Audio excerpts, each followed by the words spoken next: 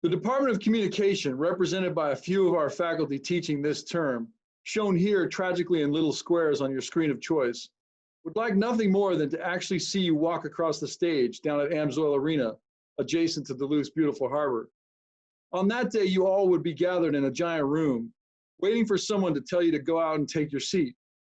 As you made your way to the arena, UMD faculty would stand in the hallway and clap for each one of you.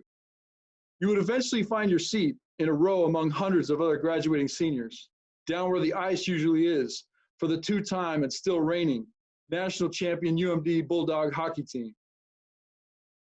Even with two ceremonies for UMD, on that day, Amsoil Arena would be nearly full.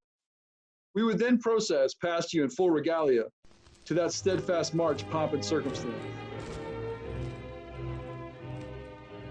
There would be a stage at one end with dignitaries and various special guests, including a regent of the University of Minnesota Board of Regents. Everything would look and sound official, but you might also be thinking, this is the view the Zamboni driver sees. Or you might even begin craving a pretzel. To start the ceremony, members of the Anishinaabe band would drum a powerful traditional hymn just off stage, one of my personal favorite parts of the ceremony. Chancellor Black would then invite you to take out a phone and snap a picture of the view from your seat, or take a selfie and send it to someone you love. A few other official recognitions would happen. A student speaker would give a short speech, and then a dignitary of some sort would give another speech. After that, the ceremonial name calling would begin. You would carry your phonetic name on a blue note card up along the boards as you cue for your turn.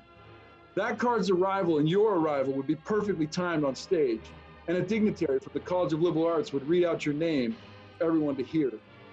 You would likely have been focusing hard on where to stand, whose hand to shake, where to look and smile, and trying not to trip.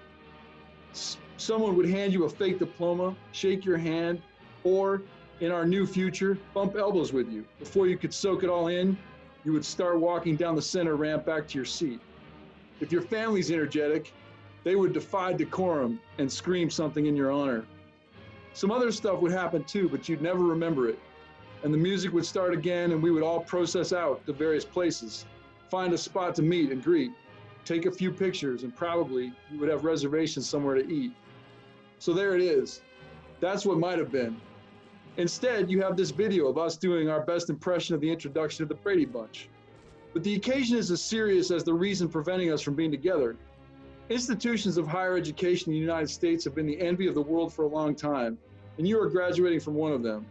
Your actual diploma will be from a university that existed before Minnesota was officially a state. Nationally, just 60% of those who enroll at a four-year university even make it to where you are today. And though it has risen from about 5% in 1940, still only about 1 in 3 people in the population ever earned a bachelor's degree. You have done something as remarkable as it is serious, and we congratulate you.